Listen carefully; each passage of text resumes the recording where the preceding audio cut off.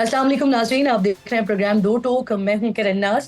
Plan A में नाकामी के बाद अब हुकूमत जो है वो प्लान बी के साथ आ रही है मैदान में। मौलाना की जानिब से आंखें दिखाने पर अब नजरें काफी जो लग गई हैं वो इजाफी मखसूस नशिस्तों पर हैं। स्पीकर कौमी असम्बली के इलेक्शन कमीशन को खत के बाद असम्बली सेक्रेटेरिएट ने नई पार्टी पोजीशन जारी की है और इसमें पीटीआई की हिमायत याफ्ता 80 अरकान को सुन्नी इत्तेहाद काउंसिल का रुकन करार दिया गया है। गुज़िश्ता रोज स्पीकर अयाज सादिक ने इलेक्शन कमीशन को खत लिखा था कि पार्लियामेंट की जो खुद मुख्तारी है वो कायम रखते हुए इलेक्शन एक्ट के तहत मखसूस नशिस्तें अलॉट की जाएं। तो जिस रुकने पार्लियामेंट ने कागजात नामजदगी के साथ पार्टी सर्टिफिकेट नहीं दिया उन्हें आज़ाद तस्वुर किया जाए, और जो आज़ाद अरकान किसी एक जमात का हिस्सा बन गए हैं उन्हें पार्टी तब्दील करने की इजाज़त नहीं दी जा सकती। मौलाना फजल रहमान आईनी तरमीम में हुकूमत का साथ देने के लिए तो तैयार है, लेकिन हुकूमती मुसव्वदे पर वोट देने से साफ इनकार कर रहे हैं। सुनिए। हंगामा खेज माहौल के बाद पहले प्रेस आप यहाँ से कर रहा हूँ। बड़ी गंभीर सूरत हाल थी वहाँ, आईनी तरामीम का चर्चा था। उस पर हमने ये मौक़िफ़ इख्तियार किया कि बजाय इसके कि हम शख्सियात को सामने रखते हुए आइन में तरमीम करें, क्यों न हम अदालती इस्लाहात की तरफ जाएं। हुकूमत किसी किस्म का मुसव्वदा देने के लिए आमादा नहीं हो रही। हर ऐसी तजवीज़ को हमने मुस्तरद कर दिया जो मफाद आम्मा के खिलाफ थी, बुनियादी इंसानी हकूक़ की नफ़ी कर रही थी। अदल इंसाफ मुहैया करने में सिर्फ हुकूमत को तहफ़्फ़ुज़ देना था। हम इत्तिफ़ाक़ राय चाहते हैं, पार्लियामेंट का काम यही है। बिलावल ने आपकी तजावीज़ से किस हद तक इत्तिफ़ाक़ किया है और कोई टाइम पीरियड भी तय हुआ है? उन्होंने भी काम शुरू कर दिया है और हमने भी काम शुरू कर दिया है। हफ्ता 10 दिन तो इसमें लग जाएंगे। मौलाना साहब क्या कह रहे हैं आपने सुन लिया नाज़रीन। जुडिशल पैकेज की इस गूंज में ना हुकूमत ने इंतहाई खामोशी के साथ सुप्रीम कोर्ट का प्रैक्टिस एंड प्रोसीजर तरमीमी ऑर्डिनेंस जारी कर दिया है। हुकूमत की जानिब से प्रैक्टिस एंड प्रोसीजर एक्ट के सेक्शन 3, सेक्शन 7A और 7B में तरमीम की गई है, जिसके तहत प्रैक्टिस एंड प्रोसीजर कमेटी में अब चीफ जस्टिस के अलावा 2 सीनियर जजेस के बजाय एक सीनियर तरीन जज और तीसरा रुकन चीफ जस्टिस का नामजद करदा जज होगा। सदर के दस्तखत के बाद सुप्रीम कोर्ट ने भी इस पर अमल दरामद का आगाज कर दिया है। चीफ जस्टिस ने जस्टिस मुनीब अख्तर की जगह जस्टिस अमीन को शामिल कर लिया है। अब यहाँ नाज़रीन ये सवाल बड़ा अहम है कि अचानक ऐसा क्या हो गया कि हुकूमत को बाकायदा तौर पर इस पर ऑर्डिनेंस जारी करना पड़ गया। हुकूमत ने पहले चीफ जस्टिस का इख्तियार कम किया, फिर अब खुद बढ़ा क्यों दिया है। इन्हीं तमाम अहम मौज़ूआत पर बात करने के लिए प्रोग्राम में आज मेरे इंतहाई मोअज़्ज़ज़ मेहमानों में पाकिस्तान तहरीक इंसाफ से लतीफ़ खोसा साहब साथ मौजूद होंगे, कामरान मुर्तज़ा साहब JUIF से मेरे साथ मौजूद होंगे। इसके साथ साथ हुकूमत से राना एहसान अफजल साहब आज प्रोग्राम में शिरकत करेंगे। लेकिन आगाज़ करूंगी मैं लतीफ़ खोसा साहब आपसे। बहुत शुक्रिया आपके वक्त का। सर, सबसे पहले ये फरमाइए कि सुप्रीम कोर्ट के फैसले के बाद सर पीटीआई पार्लिमानी पार्टी बनी, कल स्पीकर के खत और आज असेंबली सेक्रेटेरिएट के नोटिफिकेशन के बाद इसका वजूद फिर खत्म हो गया। सर, अब क्या हिकमत अमली होगी आपकी? और आप क्योंकि कानूनदान भी हैं तो ये भी बताएं कि ईसीपी हाउस के कस्टोडियन के अहकामात मानने का कितना पाबंद है सर? देखिए किरण फिलहाल इस तरीके से न किसी पार्टी को मुनहदम किया जा सकता है, न ही उनकी जो है आवाम के दिलों से और उनकी जो है धड़कनों से निकाला जा सकता है। पाकिस्तान तहरीक इंसाफ सबसे बड़ी जमात बन के 8 फरवरी को सारी दुनिया ने देखा है, जिस मोहब्बत से, जिस वालियाना अंदाज से, जिस जोश और जज्बे से लोगों ने जाके वोट दिए हैं। इसके बावजूद के हमारा सिंबल हमसे छीन लिया गया और हम तो एक बल्ला मांग रहे थे, इन्होंने तो जहेज का सारा सामान दे के किसी को आलू, किसी को बैंगन, किसी को कुछ, लेकिन आफरीन है पाकिस्तान के अवाम ने, उन्होंने भरपूर अंदाज से किया। ये जितने इकदाम इस वक्त कर रहे हैं, फॉर्म 47 की पैदावार जो के असेंबली में बैठी हुई है, आज तो मैंने मौलाना फजलुर रहमान साहब से भी सुनी बात। उन्होंने कहा हम इस असेंबली को नहीं मानते हैं, अपने मौक़िफ़ पर हम कायम हैं। अगरचे वो बड़ा उन्होंने मस्बत एक अंदाज से इस हमारे ऊपर जो अजाब एक नाजिल होने जा रहा था ये आइन की तरमीम का, जिससे हमारी अदलिया को गुलाम बनाना मकसूद था इस हुकूमत का। बाकी चीजों पर तो कब्जा किया है इन्होंने, मैंडेट पर भी कब्जा किया, हुकूमत पे भी कब्जा किया, मुल्क पे भी कब्जा किया, बाकी अदलिया रह गई थी उस पे भी कब्जा करने जा रहे थे। ये तो खैर इस वक्त टल गया, लेकिन आपने ठीक कहा कि इन्होंने जो है वो सुप्रीम कोर्ट की तज़हीक करते हुए, और ये इनका वतीरा है मुस्लिम लीग नून जब भी आई है हुकूमत में, इन्होंने इलेक्शन कमीशन को भी अपनी बांधी और लौंडी बना लिया है। मैं कह रहा हूँ, मैं नहीं कह रहा हूँ, आपको किसने कहा है कि आप कह रही हैं? इन्होंने तो हमले भी करवाए, इन्होंने चमक की रीत भी डाली, इन्होंने अदालत को दोलख भी किया, इन्होंने चीफ जस्टिस के खिलाफ साजिश भी की, और फिर जो हर्जा गोई की है माशाल्लाह उसकी तो मिसाल मिलती नहीं है। लेकिन अब ये जो मजमूम काविश थी कि सीनियर मोस्ट, सर आप मुझे बताइए ना, मैंने क्योंकि मैं कानूनी पहलू भी आप बिल्कुल एक जो एक जज्बा है पीटीआई का, आप उस जज्बे के तहत तो बात करें, लेकिन बहैसियत माहिर कानून और आप इन असेंबली के मामलात को, जितने आप सीनियर हैं, जितने आप पुराने हैं, तो आपसे बेहतर कोई नहीं जानता सर। तो मुझे ये बताइए कि ये जो अब ये असेंबली सेक्रेटेरिएट का नोटिफिकेशन आ गया, उसके बाद की क्या पोजीशन होगी सर? मैं ये पूछ रही हूँ कि क्या election commission of Pakistan house के कस्टोडियन के अहकामात मानने का कितना पाबंद है? मैं ये पूछ रही हूँ आपसे सर। ऑर्डर तो हो गया, अब उसने तो मान लिया है। आपको किसने कहा? इलेक्शन कमीशन ने मान लिया है। हमें उन्होंने जो है सुप्रीम कोर्ट की जो तामील करते हुए अहकामात की 39 लोगों का जो नोटिफिकेशन उन्होंने किया था कि ये पीटीआई के हैं, उनको भी उन्होंने वापस जो है सुन्नी इत्तेहाद काउंसिल के क्या होगी सर? 41 उनको भी क्या होगी सर?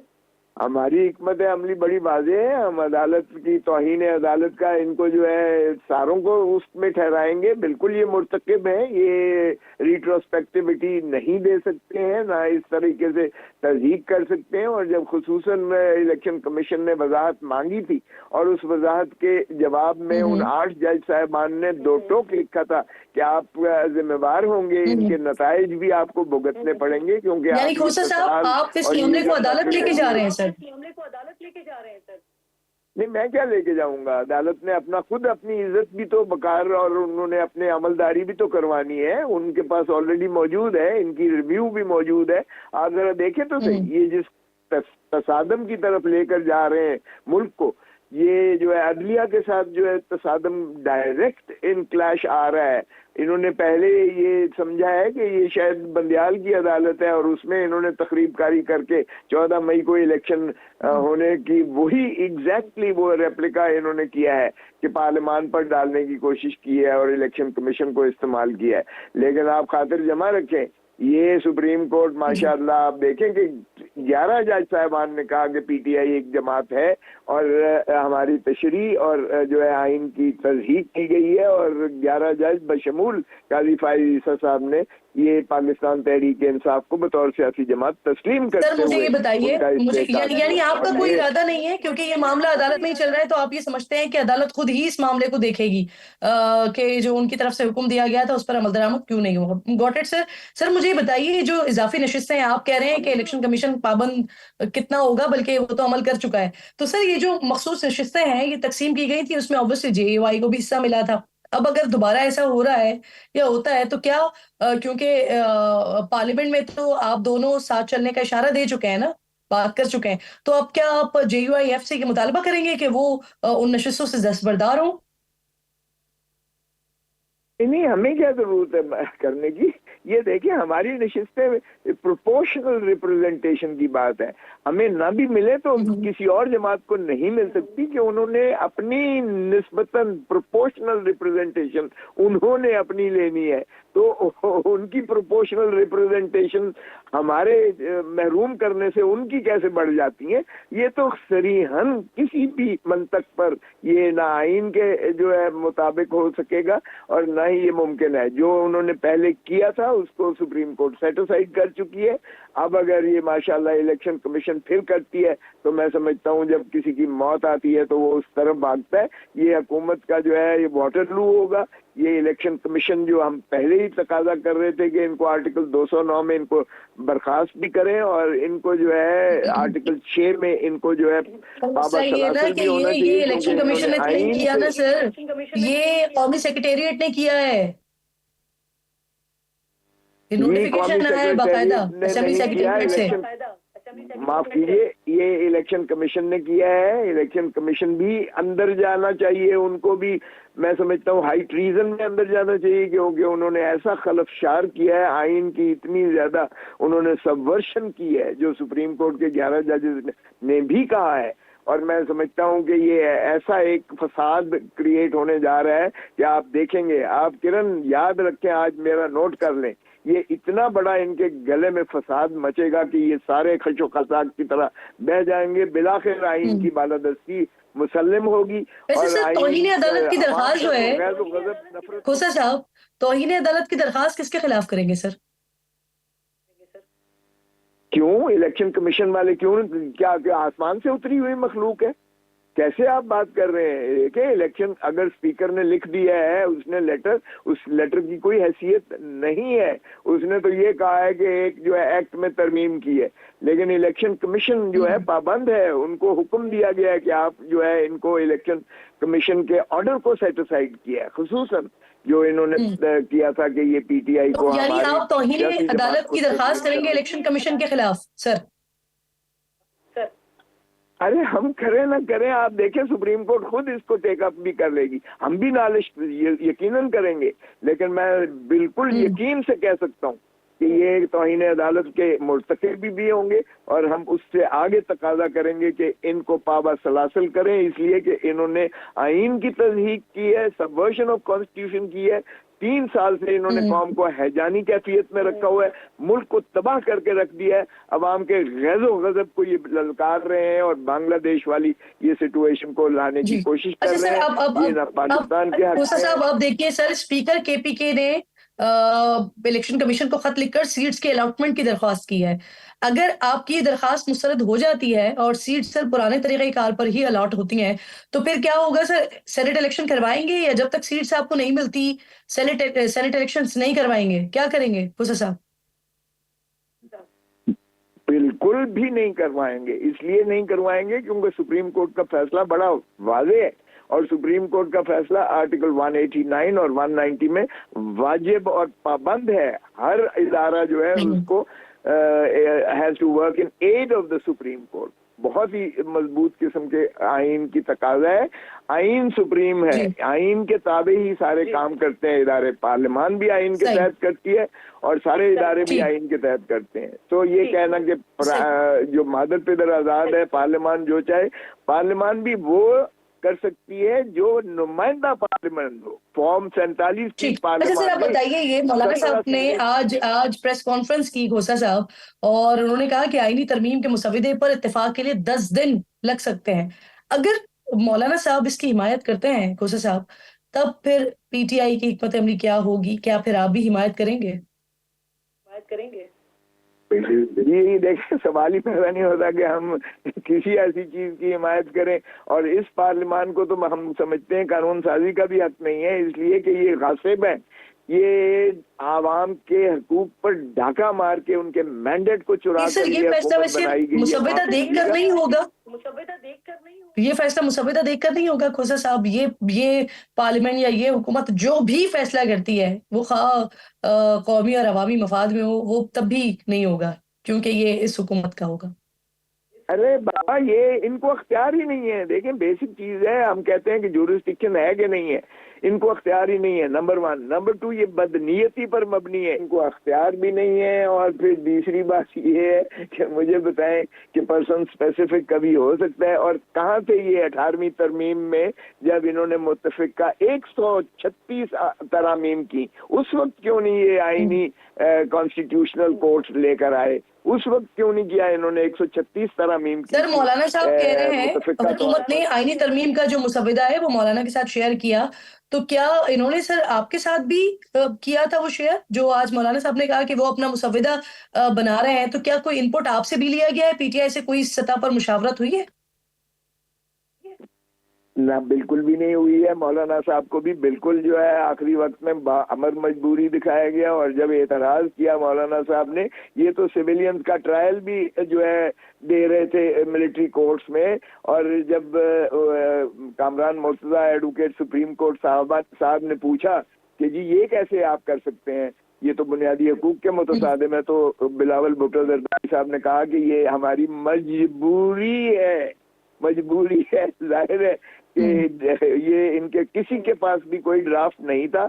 मौलाना साहब ने आज भी कहा है, पहले एक ड्राफ्ट आया, फिर दूसरा आया, फिर तीसरा आया। वो कह रहे ऐसी वो कह रहे वो टीवी पर आकर कह रहे ऐसी कोई बात ही नहीं हुई है। सर मुझे ये बताइए, पीपल्स पार्टी के मुताबिक मिलिट्री ट्रायल के हवाले से आर्टिकल 8 में तरमीम जेयूआई के मुतालबे पर वापस ली गई है, तो क्या ये पैगाम आपने जेयूआई क़यादत को पहुंचाया था या उन्होंने ये फैसला अपने तय किया है?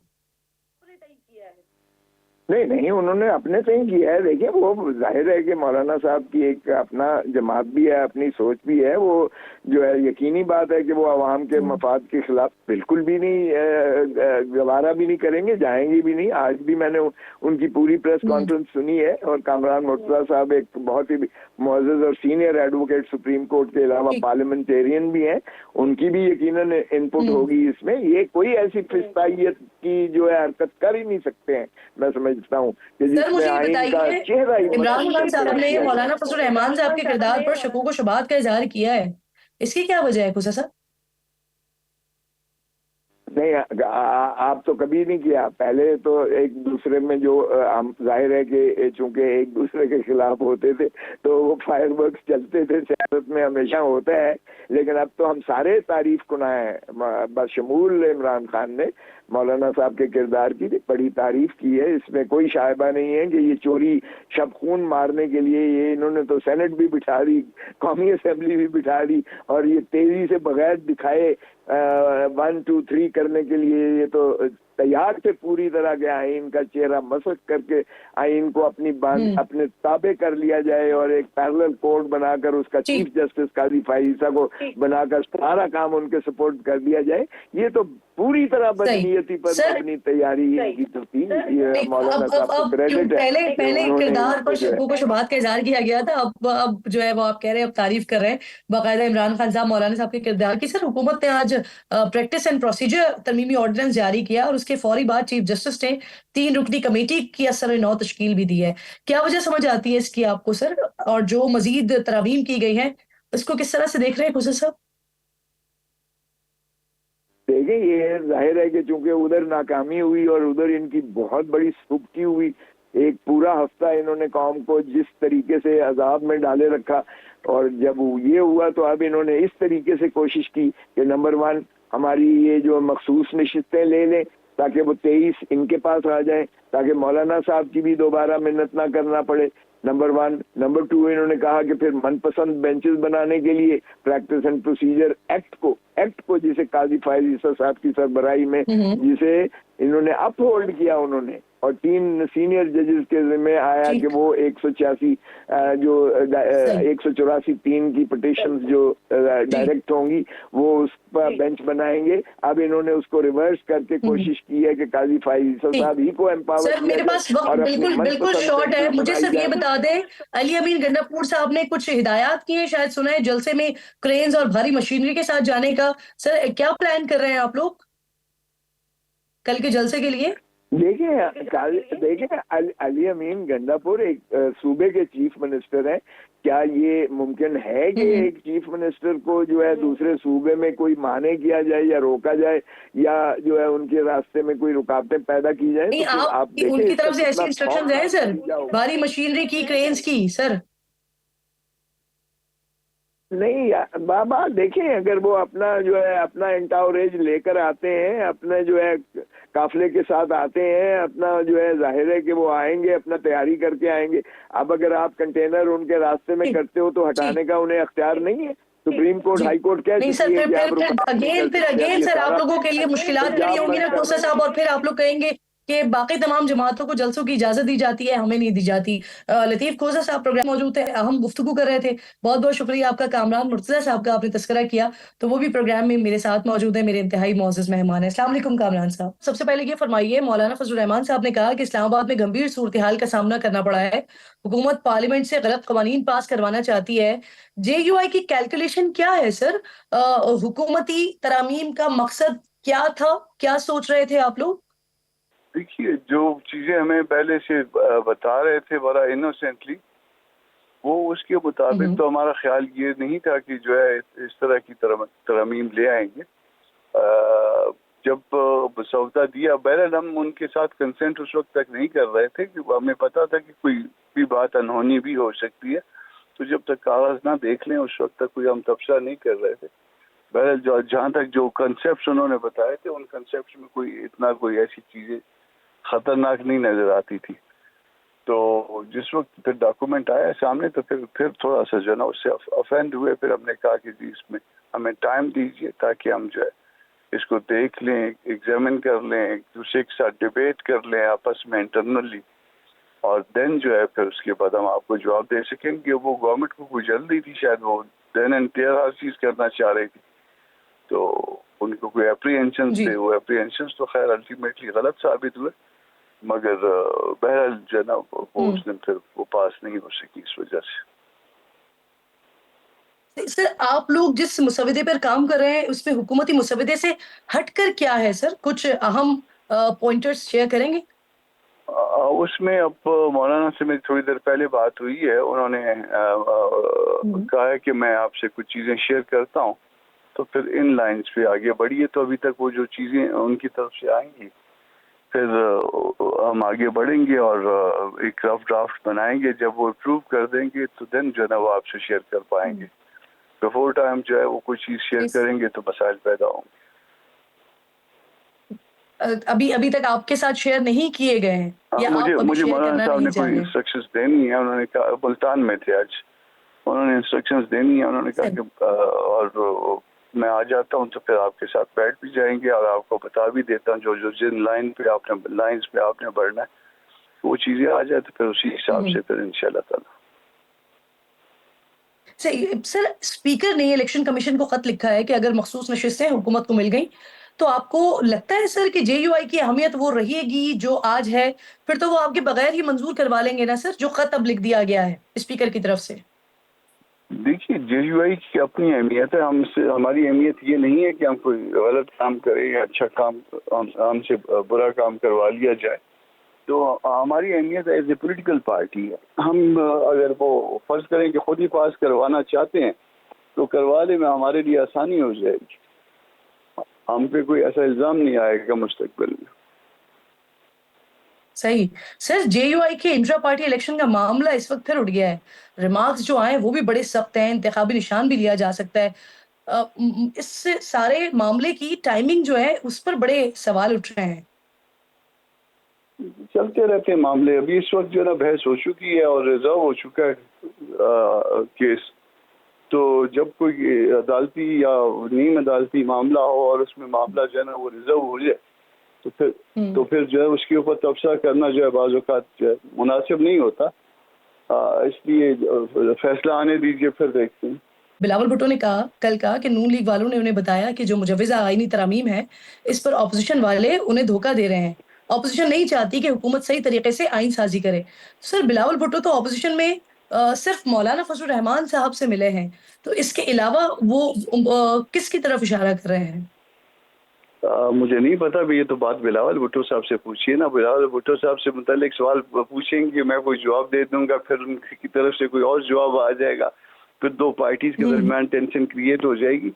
तो इसलिए जो चीज़ बिलावल भुट्टो साहब से मुतालिक है वो उनसे पूछ लीजिए आप ना। जी, क्रूशल टाइम है तो इस वजह से बयान दर बयान नहीं करना चाह रहे हैं। बहुत शुक्रिया आपका। कामरान मुर्तज़ा साहब प्रोग्राम में साथ मौजूद थे। एक छोटा सा ब्रेक लीजिए, ब्रेक के बाद वापस आते हैं तो राना एहसान अफजल साहब, कोऑर्डिनेटर टू प्राइम मिनिस्टर, साथ मौजूद होंगे, उनसे बात करें। प्रोग्राम में एक बार फिर आपको खुशामदीद कहती हूँ। राना एहसान अफजल साहब मुझे ज्वाइन कर चुके हैं, बहुत शुक्रिया। अस्सलाम वालेकुम राना साहब। सर, सबसे पहले ये फरमाइए, स्पीकर साहब ने कल इलेक्शन कमीशन को खत लिख दिया, आज सेक्रेटेरिएट की तरफ से नई पार्टी पोजीशन भी आ गई सामने। इलेक्शन कमीशन के इजलास से भी खबरें हैं कि उन्हें सुप्रीम कोर्ट के हुक्म पर अमल न करने के मशवरे दिए गए हैं। तो फिर क्या इम्कान है सर कि पीर को इलेक्शन कमीशन मखसूस नशिस्तें फिर से उन्हें ही दे देगा जिनके पास थी? बिस्मिल्लाहिर्रहमानिर्रहीम। देखिए, ये तो हमें पीर तक इंतज़ार करना पड़ेगा कि वो क्या हुक्मनामा जो है वो जारी करते हैं। इलेक्शन कमीशन जो है आईनी तौर पे आज़ाद अदारा है, तो वो क्या जारी करेगा वो तो पीर तक हमें इंतज़ार करना पड़ेगा। लेकिन बिल्कुल जो स्पीकर ने किया है, उन्होंने पार्लियामेंट की बालादस्ती को कायम किया है, और ऐसे नहीं हो सकता कि आप जो है वो कानून का तशरीह करने का जो आईनी मैंडेट आपको मिला है कॉन्स्टिट्यूशन के मुताबिक सुप्रीम कोर्ट को, वो उसको करे, उसको अमेंड करे या कॉन्स्टिट्यूशन को क्रिएट करे। तो मैं समझता हूँ कि स्पीकर ने अगर ये जो है वो स्टैंड लिया है तो उसको सबको सपोर्ट करना चाहिए। पार्लियामेंट की बालादस्ती को वो सपोर्ट कर रहे हैं, और ये इस तरह के फैसले, जिस तरह 63A की जो तशरीह की गई, और फिर ये जो अभी जो PTI को जो है वो SIFC में जहाँ लोगों ने हल्फ दिए, उन्होंने हल्फनामे जमा कराए, उन्होंने उसको ज्वाइन किया जमात को बग़ैर किसी डिमांड के। आप उनको जो है वो पहले आप आज़ाद कर दें, फिर PTI में शमूलियत जो है वो करा दें उनकी, और ये बिल्कुल ही ऐसा मामला था कि ने जो काम किया वो बिल्कुल ठीक किया। जजेस पे शामिल थे सर जिन्होंने 39 अरकान को तहरीक इंसाफ का करार दिया था। उस वक्त आप उनके फैसले की तारीफ कर रहे थे और बाकी 8 जजेस पर तनकीद कर रहे थे, लेकिन अब आप 11 जजेस बशमूल चीफ जस्टिस के फैसले को भी गैर आईनी करार दे रहे हैं। राणा साहब, देखिए, बड़ी सिंपल सी बात है ना। एक तो जो चीज़ एक जमात ना वो पिटिशनर थी, ना उन्होंने वो डिमांड की, ना ये किसी की डिमांड थी कि PTI को वो नशिस्तें, मखसूस नशिस्तें दी जाएं। ये तो SIFC का केस था सारा। और आप कैसे कर सकते हैं कि आप जो ने अपनी टिकट्स नहीं जमा कराए आप उनको सीटें दे दें, जिन्होंने लिस्टें नहीं जमा कराई आप उनको सीटें दे दें। एक तरफ आपको 63A थी जहां आइन कह रहा था कि अगर आप फ्लोर क्रॉसिंग करते हैं तो आपका वोट काउंट होगा, लेकिन फिर आपके ऊपर कार्रवाई होगी, और फिर आपको जो है वो अदालत से, और उस वक्त उसको कानून को तब्दील करके कहा गया कि ना आपका वोट काउंट होगा और आपकी सीटें भी आपसे खाली कराई जाएंगी, और पंजाब हुकूमत को गिरा दिया गया। उस वक्त पूरी एक हुकूमत गिरा दी गई, और फिर जो है उसके बाद आपने वहां इलेक्शन भी कराए। तो वो, और दूसरी तरफ आज आप कह रहे हैं कि जो चीज़ मांगी भी नहीं PTI ने, वो हम उनको जो है वो उनको झोली में जाके रख देते हैं। जो चीज़ ना मांगी गई, ना टिकटें जमा कराई गई, ना लिस्टें जमा कराई गई, और आप कह रहे हैं जी ये PTI को सीटें दे दें, जो कि जो है सरासर जिस तरह 63A में आइन को क्रिएट किया गया, रीराइट किया गया, इसी तरह यहाँ इस फैसले से भी रीराइट किया गया। तो इम्प्लीमेंटेबल, अगर इलेक्शन कमीशन आपको सरनशिस्तें दे देता है तो फिर मौलाना साहब की तो जरूरत खत्म हो जाएगी ना सर। तो क्या फिर हुकूमत जो है वो मौलाना साहब को एतमाद में लिए बगैर ही तरमीम मंजूर करवा लेगी? ये देखें, इलेक्शन कमीशन अभी ये जब चीज़ होगी तो इस पे हम कमेंट कर सकते हैं कि हमें तो नहीं पता ऐसा होना जा रहा है या नहीं होने जा रहा। तो ये तो बिल्कुल बात ये है कि जो बिल पेश किया गया पार्लियामेंट के ज़रिए कि जिसके अंदर ये बताया गया कि जो इलेक्शन एक्ट जो इस फैसले को जिस तरीके से रिवर्स किया गया, ये जो अदालत से आया रिजर्व सीट के हवाले से, तो इसमें पार्लियामेंट ने अपना जो है वो लेजिस्लेशन की है, और मैं समझता हूं कि इलेक्शन कमीशन को उसके मुताबिक चलना चाहिए। लेकिन इलेक्शन कमीशन क्या करता है उसके ऊपर हम कैसे कमेंट कर सकते हैं? तो करना होगा कि क्या फैसला आता है तो फिर इसके ऊपर बातचीत की जा सकती है। मौलाना साहब के साथ हम एंगेजमेंट कर रहे हैं। मौलाना साहब को बिल्कुल हम समझते हैं कि जो जुडिशरी का जो रिफॉर्म का पैकेज है उसको सपोर्ट करना चाहिए। हमारी जो जमात है, हमारी जो गवर्नमेंट है, वो उनके साथ आज भी राब्ते में है, कल भी राब्ते में होगी, और ये तो हम लार्जर कंसेंसस की तरफ तो बढ़ रहे हैं ना। तो हम तो कोशिश कर रहे हैं कि हम सबको साथ लेके चलें। तो ऐसा नहीं है कि उनकी कोई अहमियत में कमी आएगी या कोई ऐसी कोई बात है। ये बाकी इलेक्शन कमीशन का जब फैसला आएगा तो तब देखा जाएगा कहाँ कोई अगर वो ऐसा कोई फैसला करती है कि क्या होता है।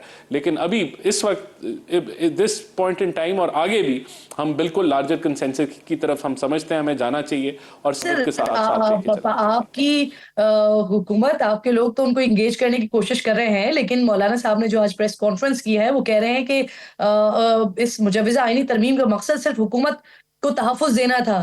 तो सर हुकूमत तो मुसव्विदा भी दिखाने को तैयार नहीं थी, ऐसा कह रहे हैं मौलाना साहब, पूरी ताकत से गलत तरमीम को रोकेंगे। हुकूमत क्यों छुपा रही थी सर? देखें, अभी तो ये मुसद्दवा जो है ये काबीना में पेश होना था। काबीना में नुक्ता चीनी होती तो जो CCLC है, जो cabinet committee on legislative cases है, फिर वहाँ जाता। उसके बाद ये असेंबली में टेबल होना था और जब एक एक तरामीम पढ़ी जानी थी तो उसके ऊपर खड़े होकर वोटिंग होनी थी। तो ऐसा तो नहीं था कि ये सारे प्रोसेस स्किप हो जाते। तो मुसद्दवा बिल्कुल इनसे शेयर किए गए, इनसे बातचीत भी जारी थी, इनसे राय भी ली गई, लेकिन जिस डिटेल में वो चाहते थे उस डिटेल में डिस्कशन नहीं हुई जो अब हो रही है। लेकिन राना साहब, पिछले हफ्ते तक तो किसी को मालूम भी नहीं था ना सर, नाइब वजीर आजम को, वजीर कानून को, इन समेत कई वज़रा थे आपके जिनको इल्म भी नहीं था। अब आप कह रहे हैं कि इस पर दोबारा से काम शुरू हो गया है, तो अगर काम हो रहा है तो अब मुसव्विदा कौन तैयार कर रहा है सर? देखें, पहले भी ये जिम्मेदारी जो है फेडरल मिनिस्टर फॉर लॉ को दी गई थी और उनकी जो वजारत है वो इसके ऊपर काम कर रही थी और वो मुख्तलिफ लोगों से मुशावरत में थी। वो पीपल्स पार्टी के साथ भी मुशावरत में थी, वो MQM के साथ भी मुशावरत में थी, वो JUIF के साथ भी उनसे राय ले रही थी। हर एक से हम राय ले रहे थे कि क्या होना चाहिए, कैसी चीज़ें होनी चाहिए। कुछ चीज़ें तो चार्टर ऑफ डेमोक्रेसी की हैं, जिस तरह आईनी अदालत बनाना है। तो आज भी वही जो है फोरम इसको तैयार कर रहे हैं जिसमें लॉ मिनिस्ट्री है, फेडरल मिनिस्टर फॉर लॉ है और फिर हम दीगर अब इसकी डिटेल मुशावरत जो है वो कोलिशन पार्टनर्स के साथ हो रही है। कुछ लोगों ने, पार्टीज ने कहा है कि वो अपनी वर्किंग करके कुछ रिकमेंडेशंस देंगे। तो ये मिलजुल के काम अब चल रहा है। ये तो अब कंसेंसस बेस्ड मामलात हो गए अब। सही। अच्छा राना साहब, इस सारी सिचुएशन में हमने एक चीज मिसिंग देखी। मियां साहब उस तरह से हमें मुतहर्रिक नजर नहीं आया। आज शायद लाहौर में इस हवाले से इजलास हुआ है, लेकिन वहां पर भी वो हिस्सा तो है लेकिन फ्रंट से लीड नहीं कर रहे हैं मियां साहब। वजह क्या है इसकी?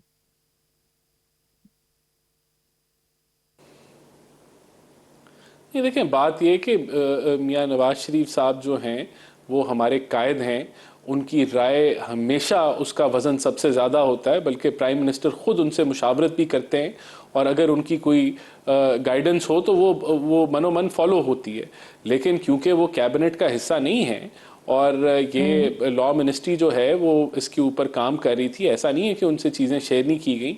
अब आगे भी की जाएंगी, आगे भी उनसे मशवरे लिए जाएंगे, लेकिन वो ऑब्वियसली क्योंकि काबीना के मिनिस्ट्री इसके ऊपर काम कर रही है और फेडरल मिनिस्टर काम कर रहे हैं, तो वो जो है और कोलिशन पार्टनर से भी वो राय ले रहे हैं, तो जहां ज़रूरत पड़ी उनसे गाइडेंस ले ली जाएगी। राना साहब, एक्सटेंशन से रिलेटेड जो कुछ था इस तरमीम में, मियां साहब की रजामंदी शामिल थी उसमें?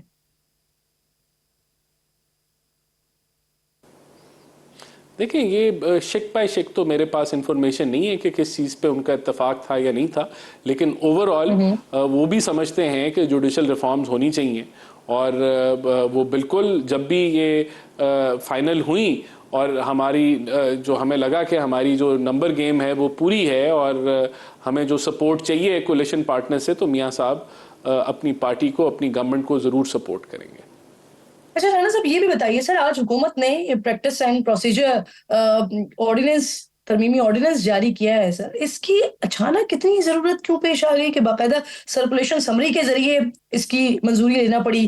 हुकूमत ने पहले चीफ जस्टिस के इख्तियार को कम किया, फिर अब खुद ही उनके इख्तियारात को बढ़ाने की जरूरत पड़ गई। सर ऐसी क्या आफताब पड़ी? देखिए, ये इसका भी मकसद जुडिशल निज़ाम के अंदर ट्रांसपेरेंसी लाना है। अगर हमने कहा है कि आपको सुओ मोटो पे तहरीरी तौर पे लिख के देना होगा कि वजूहात जो हैं कि ये वाकई पब्लिक मैटर है या नहीं है, और अगर ट्रांसक्रिप्ट भी जो है वो भी आपने पब्लिक करनी है, तो यहाँ तो ये आप ट्रांसपेरेंसी लेके आ रहे हैं। अगर आपने जो बात ये है कि हुकूमत अभी भी जुडिशल रिफॉर्म्स के ऊपर सीरियस है और जो हुकूमत को लगता है कि जिस रिफॉर्म से बेहतरी आएगी हम उसकी तरफ बढ़ेंगे, और ये ऑर्डिनेंस भी जो है वो जुडिशल निज़ाम में बेहतरी लाने के लिए है। एक आम आदमी के लिए, इस निज़ाम में बेहतरी लाने के लिए, और जो हमें जितनी समझ बूझ हम रखते हैं हम उसके मुताबिक इसको लेके आए और हम समझते हैं कि इससे बेहतरी आएगी निज़ाम के अंदर और बेहतर होता, इसमें कोई शक नहीं है कि इसके ऊपर भी ये बिल पास होता असेंबली से। लेकिन ये कि 3 माह का टाइम है, उसके अंदर अगर हुकूमत ने महसूस किया कि ये हमें टेबल करने की ज़रूरत है और एक डिटेल डिस्कशन में जाने की ज़रूरत है पार्लियामेंट में, तो हम ये रुख भी जो है ये रास्ता भी इख्तियार ज़रूर करेंगे। सर 2 सीनियर जजेस के साथ चीफ जस्टिस कमेटी को लीड कर रहे थे, लेकिन फिर अब चीफ जस्टिस साहब को इख्तियार दिया गया है कि वो किसी और जज को इंगेज कर लें और दूसरे सीनियर जज कमेटी का हिस्सा नहीं रहे हैं। देखें, अभी भी कमेटी मौजूद है, अभी भी मेजॉरिटी 3 लोगों ने डिसाइड करना है कि कहाँ सुओ मोटो लेने की ज़रूरत है। लेकिन इससे ये है कि जो है एक तरीके से जो फॉर्मेशन ऑफ कमेटी के अंदर उनका थोड़ा सा एक रोल बढ़ गया है चीफ जस्टिस का। हम समझते हैं कि जो बड़ी रिफॉर्म्स आएंगी उनमें इन सारी चीज़ों को बड़ी डिटेल में लाया जाएगा, लेकिन इससे भी जो रनिंग ऑफ सुप्रीम कोर्ट है उसमें बेहतरी आएगी। बहुत शुक्रिया राना एहसान अफजल साहब, प्रोग्राम में आप साथ मौजूद थे। क्विकली नाजरीन आगे बढ़ते हैं। पाकिस्तान तहरीक इंसाफ जो है वो जलसा करने जा रही है 21 को लाहौर में मीनार पाकिस्तान पर, और अगर आप सोशल मीडिया देखते हैं तो वहाँ तो पाकिस्तान तहरीक इंसाफ के जो सोशल मीडिया वॉरियर हैं वो तो बहुत ज़्यादा एक्टिव नज़र आ रहे हैं। इनफैक्ट बानिए PTI की तरफ से भी वज़ीर आला KPK को ये तक कह दिया गया कि आपने रुकना नहीं है, अगर आपकी हुकूमत भी जाती है तो चली जाए लेकिन आपने रुकना नहीं है। अब कुछ इत्तलात और कुछ ऐसी खबरें मौसूल हुई हैं कि गालिबन लाहौर की इजाज़त PTI को मिल गई है। तो इस पर बात करने के लिए सदर PTI लाहौर शेख इम्तियाज महमूद साहब मुझे प्रोग्राम में ज्वाइन कर रहे हैं। बहुत शुक्रिया आपका। सर, पंजाब हुकूमत ने PTI को जलसे की इजाज़त दे दी है मीनार पाकिस्तान की जगह जल्लो पार्क के मकाम पर, तो क्या आप लोग अब वही जलसा करेंगे जहाँ की इजाज़त मिली है?